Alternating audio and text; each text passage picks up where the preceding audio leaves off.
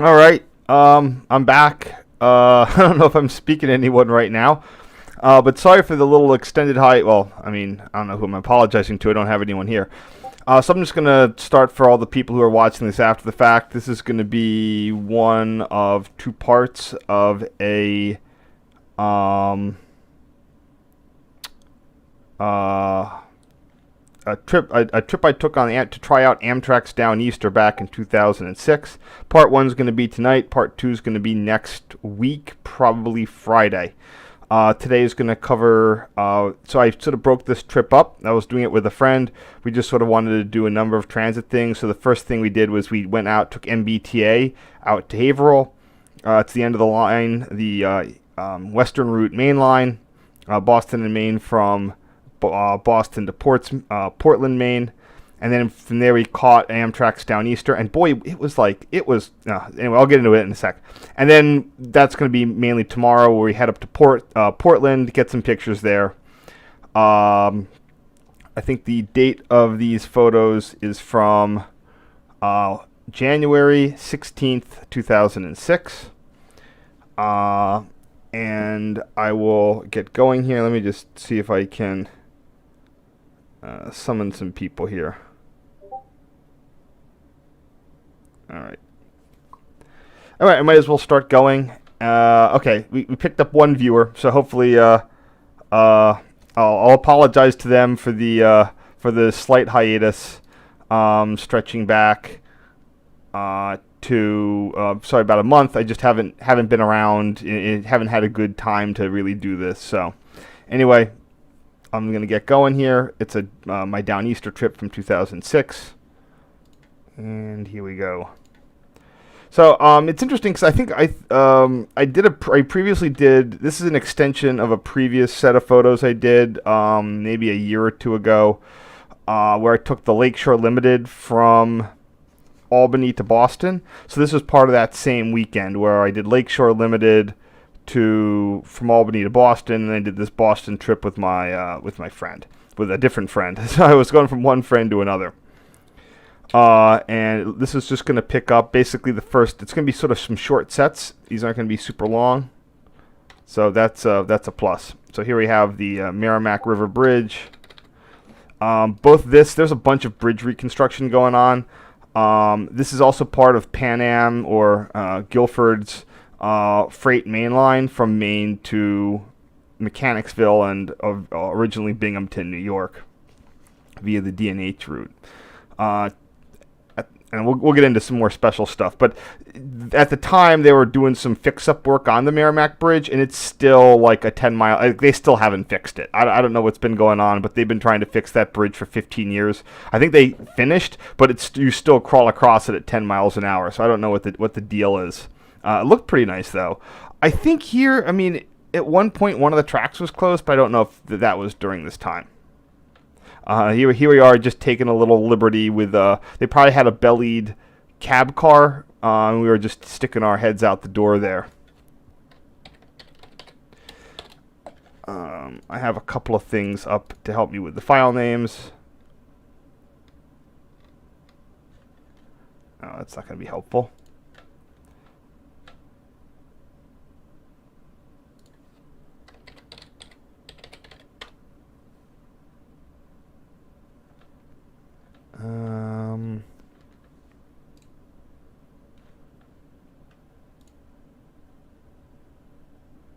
What did I call this?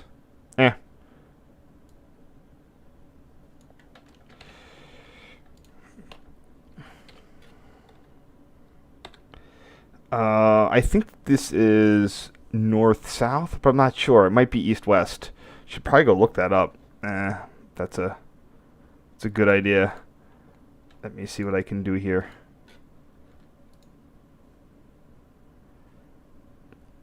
Always getting to north-south issues. Once, actually.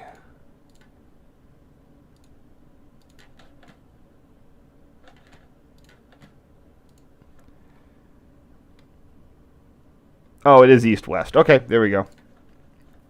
I actually have the map up, ready to go. I was mostly prepared, not entirely prepared. So even though it's kind of north-south, the freight main line was arranged east to west, going across the top of Massachusetts there.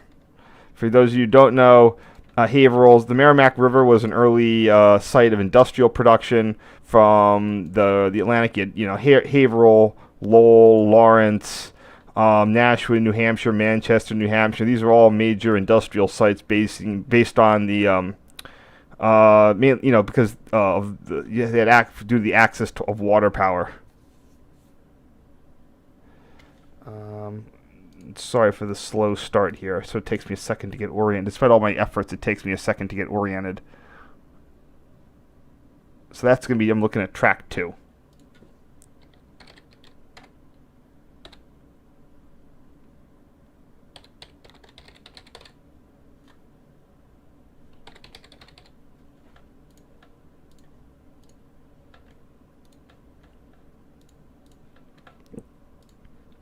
Okay, nice.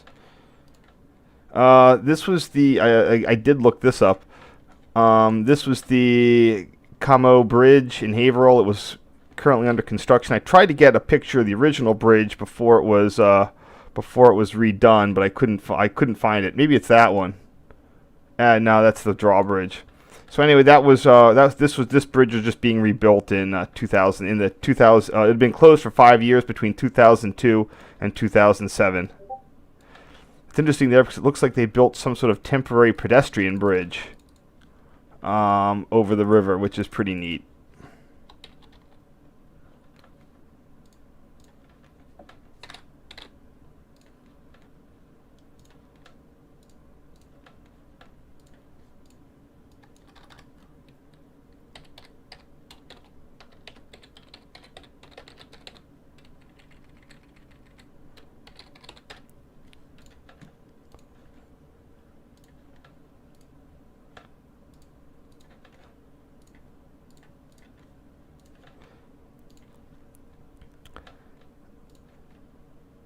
And we have another railroad northward view of the Merrimack River, and again, more Como Bridge construction.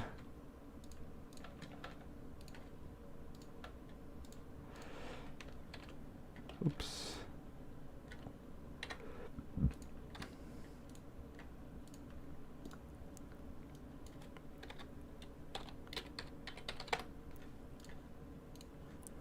Trust me, I have rail stuff coming up. Don't worry.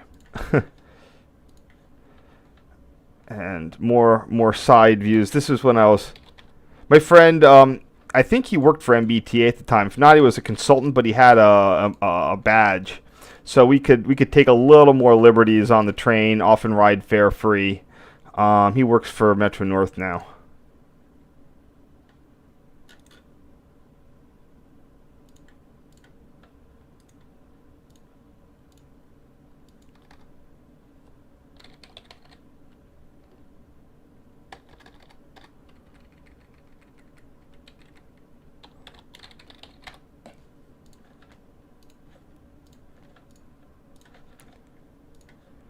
And here we have the Merrimack Truss with the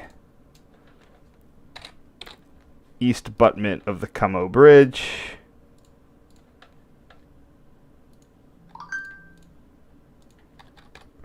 Oh, we got a problem? Yeah.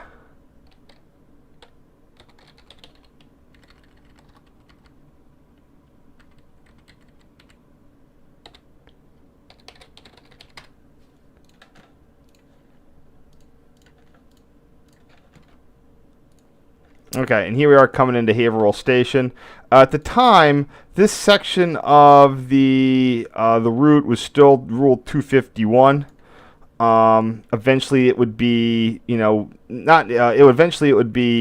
modified to CTC as part of the just general stuff, and that's sort of also part of the double tracking progress between north of. Hold on. There was a segment of single track. Here, I'll go to the map. Or there was / still it. Oh no, there was. So between.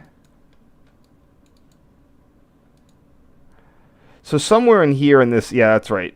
if you look here, Wildcat branch is there, and then it was single track all the way between the Wilmington Junction and Lawrence. So that's what they've been working to. I think they finally have that double track in place. There was always double track here, and then it was double track to the Massachusetts-New Hampshire border, and then it goes back to single at that point. So for a long while, they had this double track bottleneck, and part of that project involved CTC between Lawrence. It was just this little bitty part of Rule 251. That's because when the Boston and Maine was in dire financial straits, the MBTA was wise enough to purchase the track outright from them to prevent the Boston and Maine or any successor from basically finding a way to condemn the passenger service, just through neglect. Also note that that's not a General Railway Signal SA Searchlight. That's an older model. I don't know what it's called. I could look it up, but that's going to take you time. You can see how it's like double long. I didn't notice that at the time, unfortunately, but it's still pretty interesting. So I have what signal that is. If I just have to get to it. I have it here for this reason. That is the D32.8, so 32.8 miles from Boston North Station. D is the prefix for this part of the Haverhill line, or what the Boston and Maine would call the Western Route Main Line. For those of you who don't know, the Eastern Route Main Line was the main line that goes through Newburyport. You can still see that there's the remains of a swing bridge.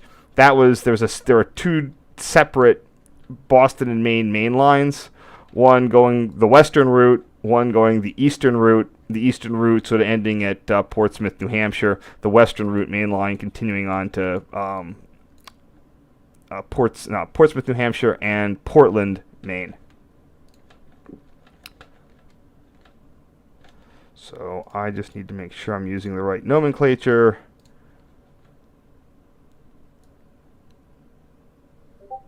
D32.8.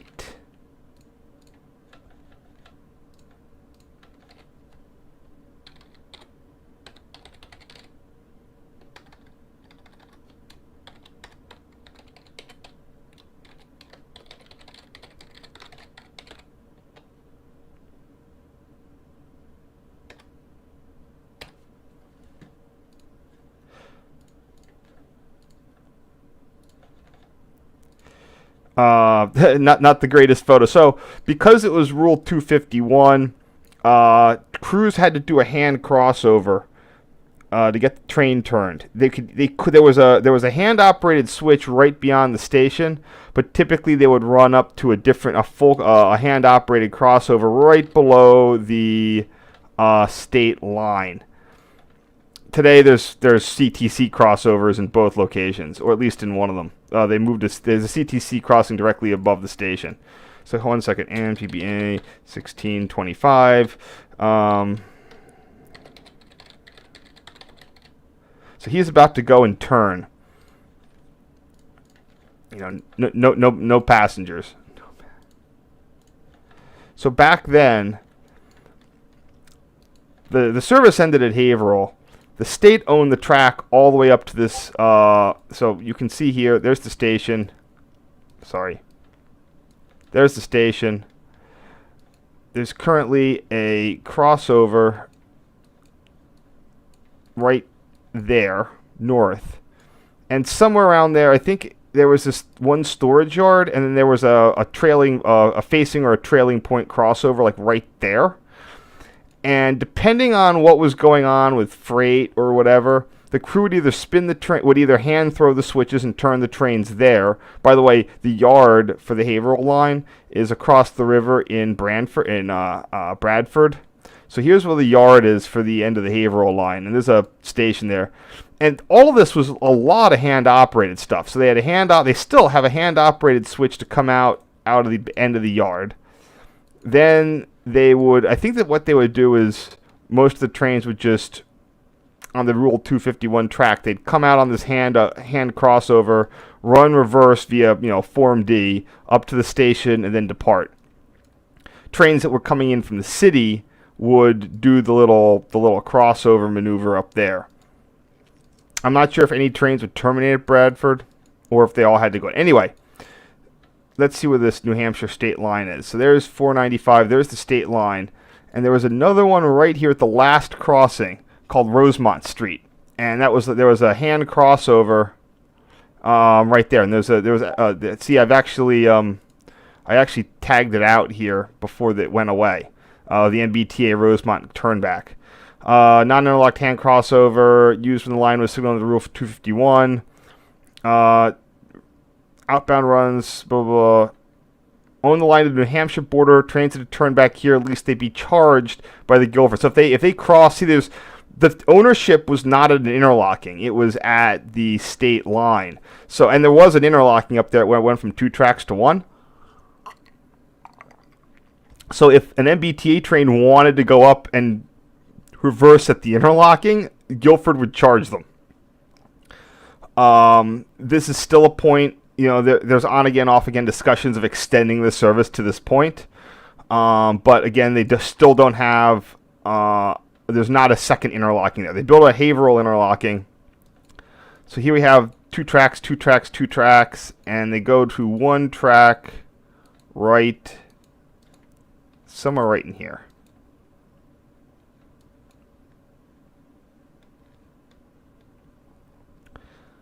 I could have sworn it was... right at the line. Okay, there it is, and there's your the start of the single track. So there's the line, and let's see how that relates to the state line. Yeah, it's about a mile above. So anyway, that's just your little bit of your Guilford rail system trivia there. See if we have anybody. No one's listened to the thing. I know it's a weird day. I apologize. Well, I'm not. I don't know who I'm apologizing to because no one's listening. This is what happens when I take like a month off.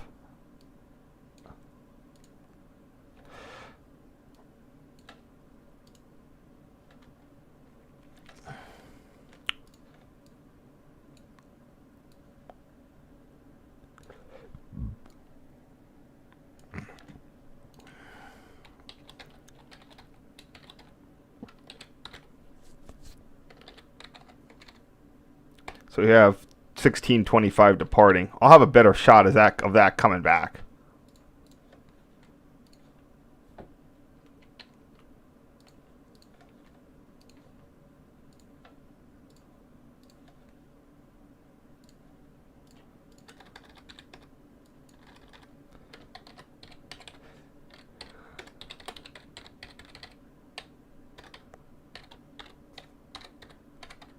MBTA, for those who don't know, likes using the mini-high system. Trains will frequently exclusively use the mini-highs when platforming.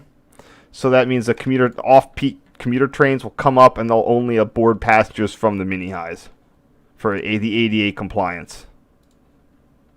Here we have the east end of the Merrimack Bridge, including the overpass over whatever that street is. Let me figure it out for you.